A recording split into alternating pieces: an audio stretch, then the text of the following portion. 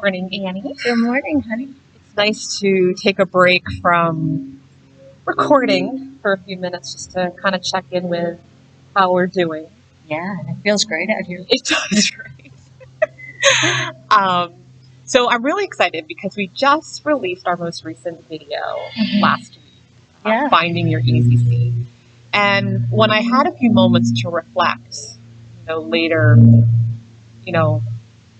I thought about how close we are to that whole mission of why we created YouTube Yoga. And one of the earliest things that you and I ever talked about is this idea of putting yourself out there, really letting people see you. And when you watch that video, there you are. And Yeah. I kind of wondered, how does that feel to really be there and let people see you, how your body moves, how your yoga practice, for example, God.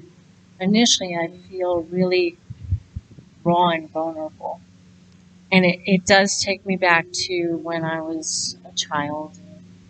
I would go to school and I'd always get really nervous walking down the hall and, waiting for the kids to pick on me or point their finger and start laughing, and kind of like some of those feelings came back. It's like to record a video, to have people see my feet and see that I don't move so gracefully, and I'm a little awkward and stiff is the word that comes to mind. So initially when I think about doing videos the way we did for Easy Seat, that vulnerability kicks in, and I go straight back to all these feelings. But I've learned not to stay there long, because I have to say that through my journey with cerebral palsy and going through all the surgeries for the first half of my life, from the time I was 5 well into my 20s, when you go through stuff like that, you learn a lot of lessons, right? So I feel like you don't go through things like that in life without giving back to the world, sharing it with your community. And I can honestly say to everybody listening, everybody watching, that I can relate to any emotion that somebody has about themselves.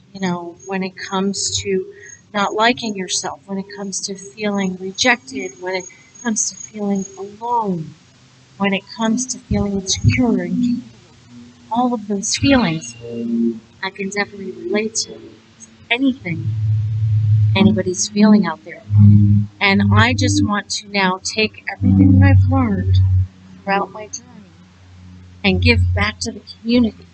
Because going through what I went through, yes, there is hate, but there's also love. There's fear, but then there's courage. There's weakness, and then there's strength.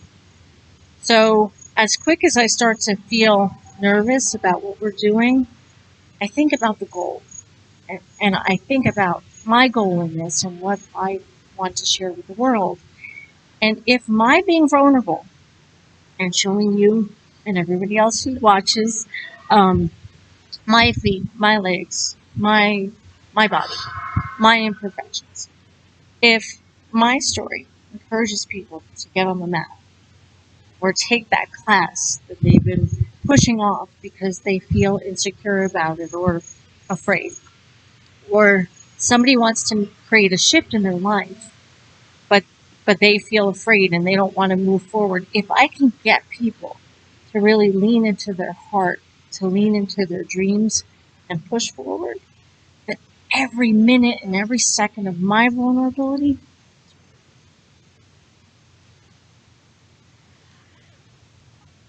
You are amazing.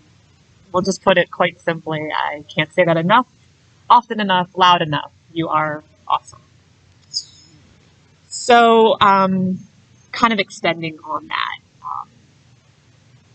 can you help us kind of understand what cerebral palsy is? sure, And yeah. we see how it affects you, but what exactly is it?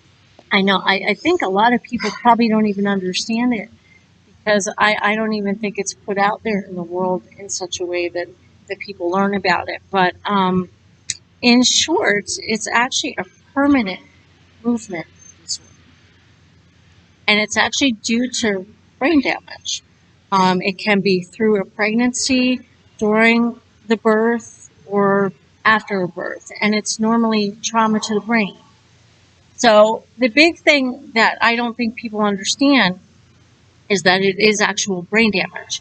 So for me, having cerebral palsy, it creates a lot of spasticity in my leg muscles and in my feet. That's where it affects me. Um, so it's constant tension, it's constant spasticity, and it's working with that on a daily basis. So for me, this is going to be a cute metaphor for you guys. Cerebral palsy for me is a lot like the yoga practice. It's a daily practice. It's, oh, okay, I can use my scrunchie here. You take a muscle, for example, and you stretch it. Feels nice and flexible. You can move. Feels good. When you have cerebral palsy, and I'm working through PT, or I'm doing yoga, or I'm stretching, I can create a little bit of a little bit more flexibility, if you will, in my muscles just by doing those things.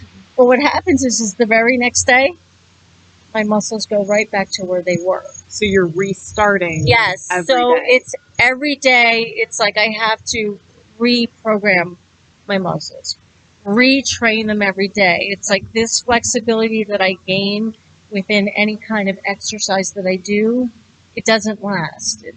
My muscles shorten right back up. So it sounds like you must have a lot of inner talk always going. Oh right? yeah, Like there must just be constant dialogue, Yeah. like constant speak. There is, Yeah. and mentally, I have to say sometimes I get really tired, and it's such a part of me. I'm 40-something years old, guys. I'm not telling you. Wouldn't tell you either. It's such a part of me. It's so ingrained in my daily routine that I don't think about it anymore. But I do. Like before I get out of bed in the morning, I think about my feet hitting the ground, and I think about the way my body needs to move to try to create that result as I'm moving through my day.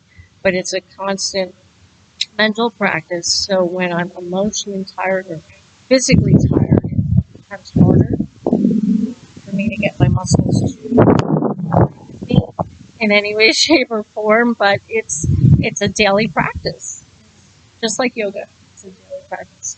So it must be, I know it does feel pretty nice just to escape from some of that, even though maybe getting here was a bit of a challenge and maybe even getting comfortable on this grass today.